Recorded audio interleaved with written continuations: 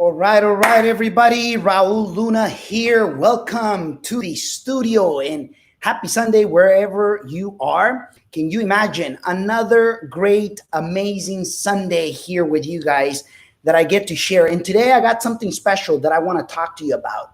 I want to talk to you about, rental houses versus apartments, rental properties. We're going to be talking about rental properties. And as I share with you, leave me a message down below. Leave me a comment. What is it? Do you agree or disagree with what I'm about to share with you?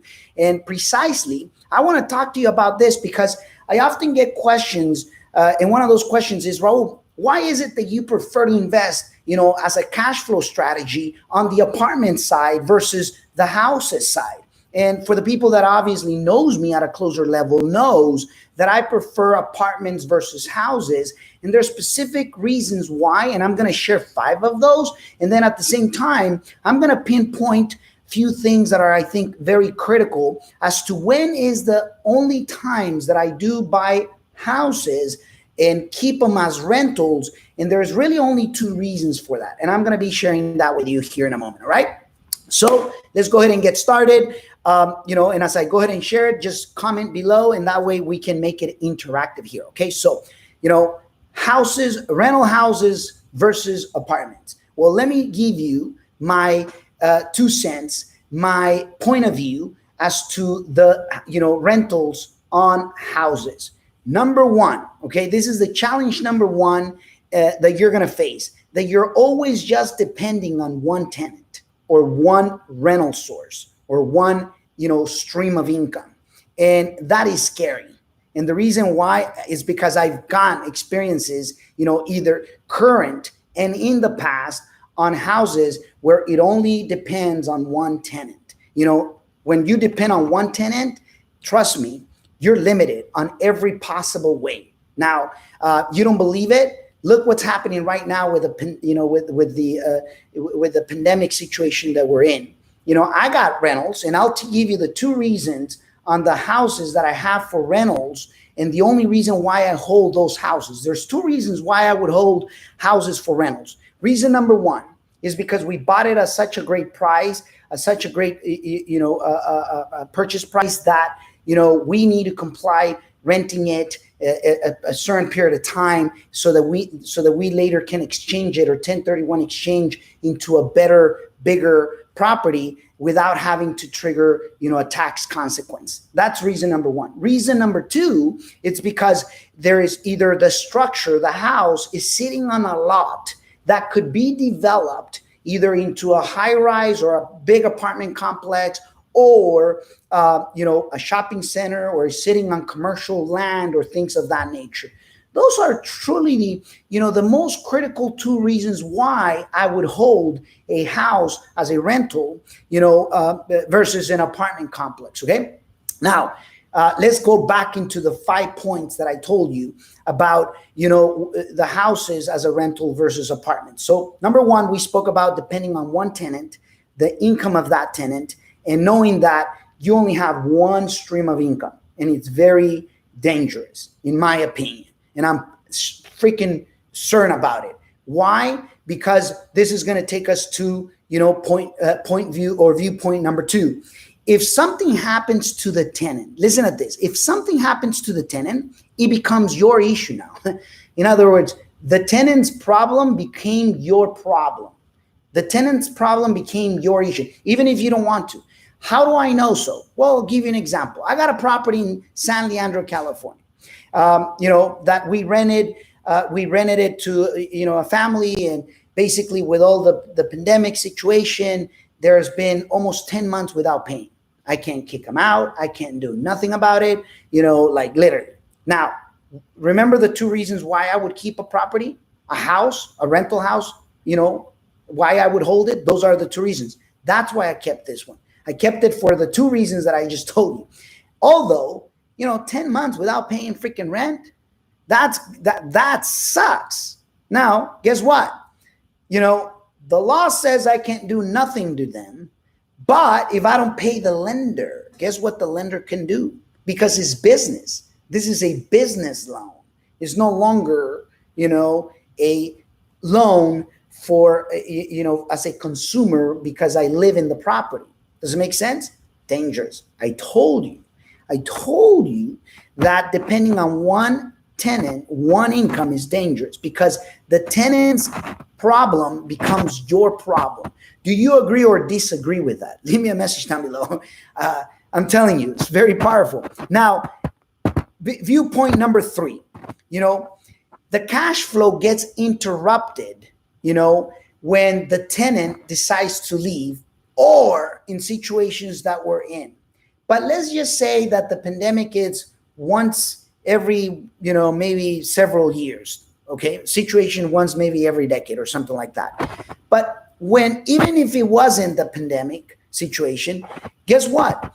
When a tenant decides to leave, and if they don't leave the property in good condition, and maybe they don't leave in good standing, now you are having to interrupt your cash flow for maybe a week or 2, or depending on the time that it's going to take you to maintain it, clean it, and then re-rent it, right?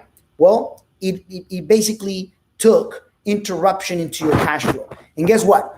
When you go into an apartment complex, now let's look at apartment complex on those 3 points, and then we'll continue. Point number 1, depending on the size of how many doors an apartment complex you decide to invest, but the larger the better. I'll give you an example of my 40 units here in the Central Valley that we have. One tenant decides not to pay because of the same situation, let's say the pandemic situation, or 2 or 3 or 4. Guess what? Cash flow doesn't get in its entirety interrupted, right? So that's a freaking plus.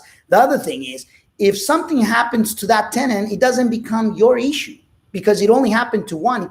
It's very hard for it to happen to 40 at the same time, even though the situation of the pandemic, it's worldwide.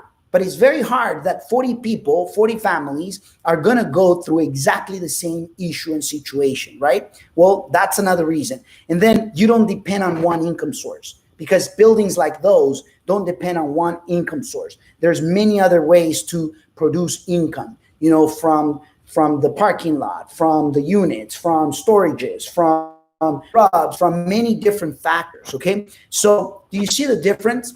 That's why I prefer apartments, because there is, greater opportunities in situations like that. And I'm going to go to, viewpoint number 4, which is repairs. In a single house, if a major repair happens, let's say, a roof, or let's say, a plumbing pipe bursted, and it's maybe the main pipe, or, the HVAC system no longer works, guess what happens? One single repair could literally eat your entire year or years of profit, depending on the size of cash flow, net cash flow that you're receiving to your pocket every single month.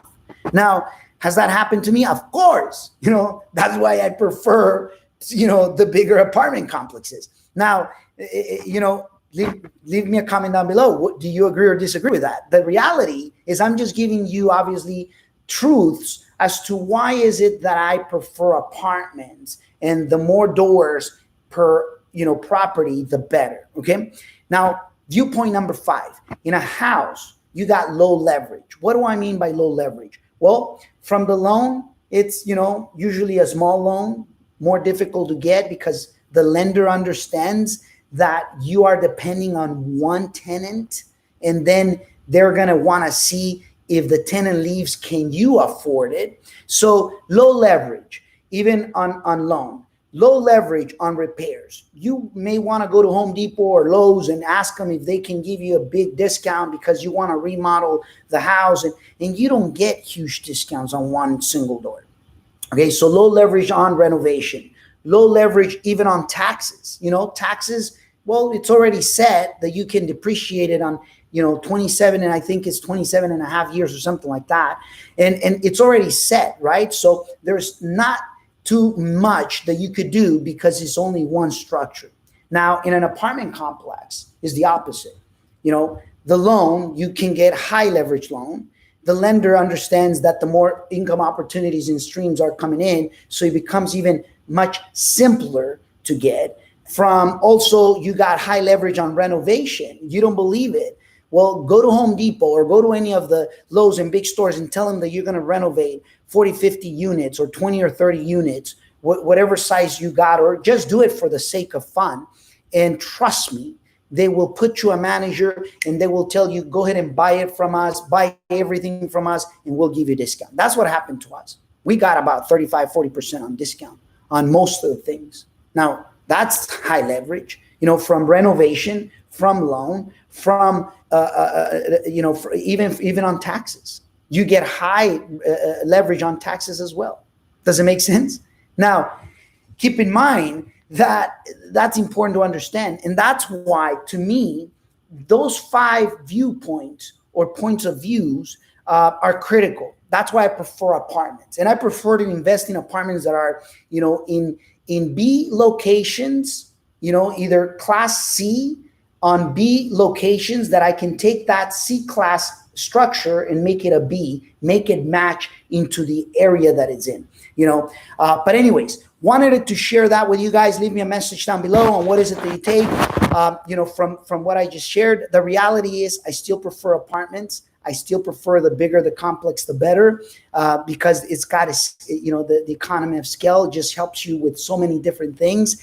Many doors under one roof is just makes sense, more so today than it's ever been before. So having that said, you come to your own conclusion. The reality is I prefer apartments because I don't like to depend under, fewer streams of income, because the 1 or 2 streams of income that you may have on a house or on a duplex, it could easily dry up and it'll just hit you every single time more constantly than if you go bigger. It's the same concept on anything. A small plane feels every little turbulence. A bigger plane feels very smooth. The same thing with a boat. The same thing with everything. The smaller it is, you feel almost everything. The bigger it is, the less that you feel. So become bigger, think bigger, act bigger, just go big. So congratulations for being here with me for a few minutes. Happy Sunday wherever you are. A virtual hug, for every single one of you guys. And always remember that there's a better way, that there's always more. And at the end, it's really only up to you. See you next time.